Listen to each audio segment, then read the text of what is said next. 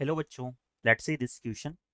A square is inscribed in the circle x square plus y square minus 2x plus 4y minus 93 equal to 0 with its sides parallel to the axis of coordinates. The coordinates of the vertex farthest from the origin are option A 9, -8, option B 8, -9, option C 8, 5 and option D -6, 9। तो बच्चों इस question में हमें बोला जा रहा है कि एक स्क्वायर को हमने इस गिवन सर्किल के अंदर इंस्क्राइब किया हुआ है। स्क्वायर के बारे में बोला जा रहा है कि इसकी साइड जो है पैरेलल हो जाएगी कोऑर्डिनेट एक्सिस के। तो इन कंडीशंस को फॉलो करते हुए हमें इस स्क्वायर के लिए इसके वर्टेक्स के कोऑर्डिनेट फाइंड आउट करने हैं जो कि ओरिजिन से सबसे ज्यादा डिस्टेंस पर सिचुएटेड होगा। क्वेश्चन पे प्रोसीड करने से पहले हम इससे रिलेटेड हमारा की कंसेप्ट देख लेते हैं। तो बच्चों की कंसेप्ट में हम बात करेंगे कि एक general quadratic equation of circle जो होती है उससे हम किसी सर्कल के लिए सेंटर के कोऑर्डिनेट और रेडियस को किस तरह से फाइंड आउट कर सकते हैं। तो यहां से हम लिख सकते हैं फॉर जनरल क्वाड्रेटिक इक्वेशन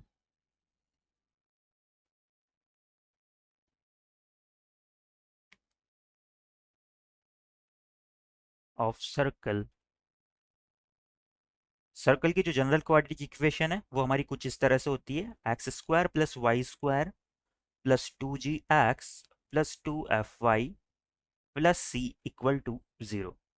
यहाँ से अगर हम इस सर्कल की इक्वेशन के लिए बात करें तो इसके लिए हमारा सेंटर के कोऑर्डिनेट क्या हो जाएंगे। तो यहाँ से हमारे इस सर्कल के जो सेंटर हैं उसके कोऑर्डिनेट हो जाएंगे -g, -f। यहाँ पर g हमारा x का कोफिशिएंट डिवाइड बाई 2 है और सेंटर के लिए हमें -g लेना है। सिमिलरली y f की बात करें तो ये y का कोफिशिएंट डिवाइड बाई 2 हो जाएगा और सेंटर के लिए हमें क्या लेना है, माइनस ऑफ f लेना है। इस सर्कल की अगर रेडियस की बात करें तो जो सर्कल की रेडियस है हमारी वो इक्वल हो जाती है under root of ji square plus F square minus C के। नाउ यहाँ से हमने क्या किया, इस सर्कल के सेंटर को भी फाइंड आउट किया और इसकी रेडियस को भी फाइंड आउट किया। तो बच्चों यहाँ से हम इस सर्कल की इक्वेशन को इस फॉर्म में भी लिख सकते हैं। देन इक्वेशन 1 इज कुछ इस तरह से हो जाएगी एक्स प्लस जी का whole square plus Y plus F का whole square equal to under root of ji square plus F square minus C का होल स्क्वायर। तो इक्वेशन 1 हमारी इस फॉर्म में कन्वर्ट हो जाएगी। इस कंसेप्ट को माइंड में रखते हुए हम हमारे क्वेश्चन की तरफ आगे प्रोसीड करते हैं। तो बच्चों क्वेश्चन में जो हमें सर्कल की इक्वेशन दी हुई है वो कुछ इस तरह से है, given equation of circle is, ये हमारी हो जाएगी x square plus y square -2x plus 4y minus 93 equal to 0। यहाँ से हम क्या करते हैं, इस सर्कल के लिए सेंटर के कोऑर्डिनेट को भी फाइंड आउट कर सकते हैं और रेडियस को भी फाइंड आउट कर सकते हैं। तो यहाँ से हमारे जो सेंटर के कोऑर्डिनेट हो जाएंगे, सेंटर इज, ये हो जाएगा x का coefficient divide by 2 minus sign के साथ, तो ये हो जाएगा 1, y का coefficient divide by 2 minus sign के साथ, तो ये हो जाएगा 1, -2। ये तो हमारे सेंटर के कोऑर्डिनेट हो जाएंगे। नाउ रेडियस की बात करें तो रेडियस हमारी इक्वल हो जाएगी under root of ji square यानी कि 1 का स्क्वायर 1 प्लस एफ स्क्वायर यानी कि -2 का स्क्वायर यानी कि 4 माइनस सी हो जाएगा। तो सी की वैल्यू है -93। यहाँ पर बात करें तो ये अंडर रूट के अंदर हो जाएगा 98, जिसे हम सिंपली लिख सकते हैं अंडर रूट 49 इंटू 2। तो 49 को अंडर रूट के बाहर लिखेंगे तो ये हो जाएगा 7 और अंडर रूट में बच जाएगा √2। तो रेडियस हमारी इक्वल आ जाती है 7 √2 के। नाउ इस सर्कल को मैं ड्रॉ करने की कोशिश करता हूँ। तो बच्चों ये हमारे अगर सपोज ये हमारे कोऑर्डिनेट एक्सिस हैं, ये हमारी वाई एक्सिस हो जाएगी और ये हमारी एक्स एक्सिस हो जाएगी। इस सर्कल के सेंटर की बात करें तो ये फोर्थ क्वाड्रेंट में सिचुएटेड है क्योंकि x coordinate positive and y coordinate negative है। तो सर्कल का सेंटर है हमारा 1, -2। ये कुछ इस तरह से हो जाएगा सर्कल का सेंटर। नाउ रेडियस हमारी 7 √2 के इक्वल है यानी कि 7 से भी बड़ी होगी। तो ये 1 और 2 से तो ऑब्वियसली बड़ी होने वाली है। इसका मतलब जो हमारा सर्कल है ये सभी कोऑर्डिनेट एक्सेस को कट करता हुआ होगा, तो हमारा सर्कल कुछ इस तरह से ड्रॉ हो जाएगा।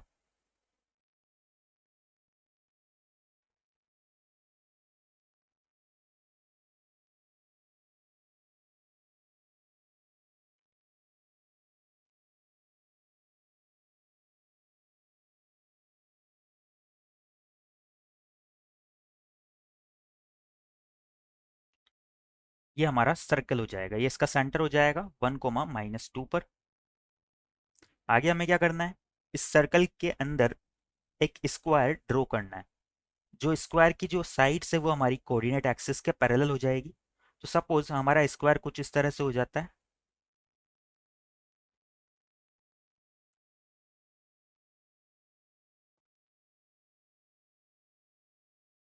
ये हमारा स्क्वायर हो जाएगा। तो बच्चों यहाँ से हम एक चीज बोल सकते हैं कि जो हमारा सर्कल है वो सिमेट्रिक होता है इसके सेंटर के अराउंड, तो ये स्क्वायर भी क्या हो जाएगा, इस सेंटर के अराउंड सिमेट्रिक हो जाएगा। तो यहाँ से हमारा ये क्या हो जाएगा, यहाँ से हम लिख सकते हैं since circle is symmetric about its axis, about its center, then square is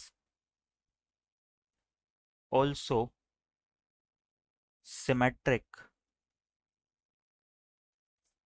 about circle's center। तो जो हमारा स्क्वायर भी है इस सेंटर के अराउंड सिमेट्रिक हो जाएगा। तो इससे हम क्या कंक्लूजन निकाल सकते हैं कि जो स्क्वायर है उसके जो दोनों डायगोनल हमारे बनेंगे उनका इंटरसेक्शन पॉइंट हमारा क्या हो जाएगा, उनका इंटरसेक्शन पॉइंट हमारा 1, -2 हो जाएगा। नाउ यहां से हम लिख सकते हैं कि अगर हमारी ये जो सर्कल है इसके लिए अगर सपोज ये हमारा स्क्वायर है ABCD, तो यहाँ से अगर हमारे सेंटर से ये BC लाइन अगर H डिस्टेंस पे सिचुएटेड है, तो जो AD लाइन है इसके अपोजिट लाइन ये भी क्या हो जाएगी, H डिस्टेंस पे ही सिचुएटेड हो जाएगी। और अगर ये CD लाइन K डिस्टेंस पर सिचुएटेड है, तो यहाँ से हम लिख सकते हैं कि ये वाली लाइन भी हमारी क्या हो जाएगी, K डिस्टेंस पे अपोजिट साइड में सिचुएटेड हो जाएगी। तो यहाँ से हम इन चारों लाइन की इक्वेशंस को मान सकते हैं। यहाँ से क्या होगा बच्चों, ये कोऑर्डिनेट एक्सेस के भी पैरेलल है, तो BC लाइन की इक्वेशन हमारी हो जाएगी x = 1 + h। Similarly AD line की इक्वेशन की बात करें तो ये हो जाएगी x = 1 - h। तो यहां से हम लिख सकते हैं देन इक्वेशंस ऑफ लाइन, जो फर्स्ट लाइन है हमारी वो हो जाएगी AB लाइन। AB लाइन की इक्वेशन हमारी क्या हो जाएगी, y = -2 - k, क्योंकि ये सेंटर से नेगेटिव y डायरेक्शन में सिचुएटेड है। सिमिलरली अगर CD लाइन की बात करें तो ये हो जाएगी -2 + k। line CD is y = -2 + k। Similarly अगर हम बात करें लाइन BC की, तो लाइन BC की जो इक्वेशन है हमारी ये हो जाएगी x = ये पॉजिटिव x साइड में सिचुएटेड है तो ये हो जाएगी x = 1 + h। और जो लाइन AD बची हुई है हमारी इसकी इक्वेशन क्या हो जाएगी, ये सेंटर से नेगेटिव x साइड में सिचुएटेड है तो इसकी इक्वेशन हमारी हो जाएगी x = 1 - h। तो बच्चों यहां से हम क्या कर सकते हैं, जो पॉइंट B है उसके कोऑर्डिनेट यानी कि चारों वर्टेक्स के कोऑर्डिनेट फाइंड आउट करना है, कर सकते हैं। तो यहाँ से हमें क्वेश्चन में पूछा हुआ है कि जो ओरिजिन है हमारा उससे जो फारदेस्ट डिस्टेंस पे सिचुएटेड पॉइंट है उसके कोऑर्डिनेट क्या होंगे। तो यहाँ से हम देख सकते हैं कि जो फारदेस्ट डिस्टेंस पे सिचुएटेड पॉइंट है वो है हमारा पॉइंट B। तो यहाँ पर पॉइंट B के कोऑर्डिनेट को हम क्या लिख सकते हैं, then coordinates of point B are, point B जो है हमारा ये ए बी लाइन और बी सी लाइन का इंटरसेक्शन पॉइंट है। तो इसके एक्स कोऑर्डिनेट तो क्या हो जाएगा, बी सी लाइन के इक्वल यानी कि 1+h। सिमिलरली इसके वाई कोऑर्डिनेट की बात करें तो ये हो जाएगा -2 -k।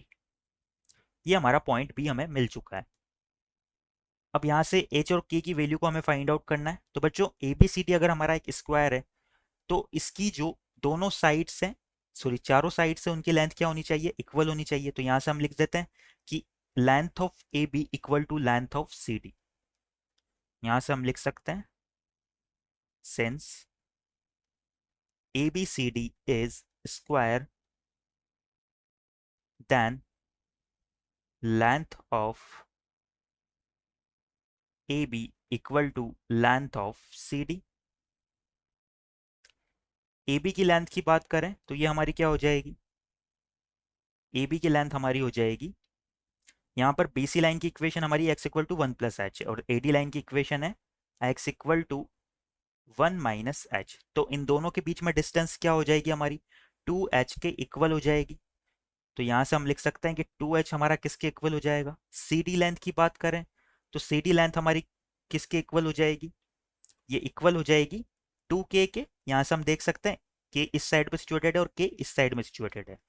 तो यहाँ से हमारा क्या हो जाएगा 2h इक्वल टू 2k, या फिर हम लिख सकते हैं कि हमारा h जो है वो k के इक्वल हो जाएगा।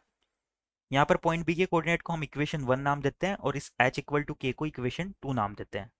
नाउ अब बच्चों जो पॉइंट 1, -2 है, ये सर्कल का भी सेंटर है और इस स्क्वायर का भी सेंटर है, यानी कि स्क्वायर के दोनों डायगोनल्स का इंटरसेक्शन पॉइंट है।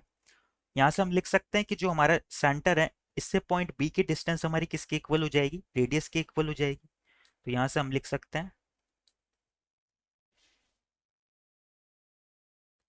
Distance of point B from centre. Distance of point B from centre किसके इक्वल हो जाएगी, ये रेडियस के इक्वल हो जाएगी।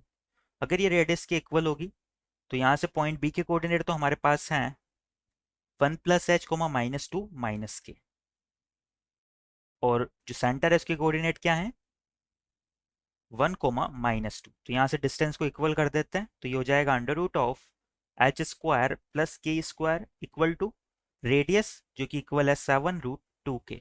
अगर मैं दोनों साइड स्क्वायर करूं तो ये हो जाएगा h² + k² equal to 98।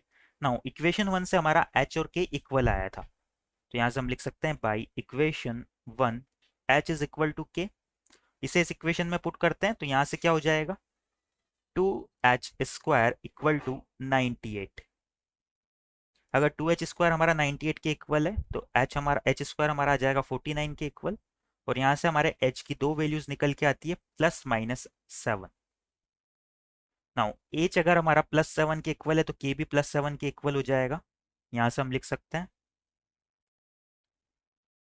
h हमारा 7 के इक्वल है और h इक्वल टू -7 भी। अगर h 7 के इक्वल है तो k भी क्या हो जाएगा 7 के इक्वल, और h -7 के इक्वल है तो k भी क्या हो जाएगा -7 के इक्वल। तो इससे हमारे पॉइंट बी के कोऑर्डिनेट क्या आ जाएंगे, अगर दोनों 7 के इक्वल है तो ये 1+h था यानी कि 8, -2 -k था यानी कि -9। यहाँ से हमारे h और k के कोऑर्डिनेट आते हैं, सॉरी पॉइंट बी के कोऑर्डिनेट आ जाएंगे 1+h यानी कि -6, -2 -k यानी कि +5। बट बच्चों हमने क्लियरली देखा था कि पॉइंट बी जो है हमारा फोर्थ क्वाड्रेंट में सिचुएटेड है। तो यहाँ पर फोर्थ क्वाड्रेंट में सिचुएटेड पॉइंट का एक्स कोऑर्डिनेट नेगेटिव तो नहीं हो सकता और वाई कोऑर्डिनेट भी पॉजिटिव नहीं हो सकता, तो ये वाला पॉइंट तो हमारा कैंसिल हो जाएगा। तो यहाँ से हम लिख सकते हैं हमारा फाइनल आंसर जो है वो क्या हो जाएगा 8, -9। नाउ हमारे ऑप्शन एक बार देख लेते हैं हम।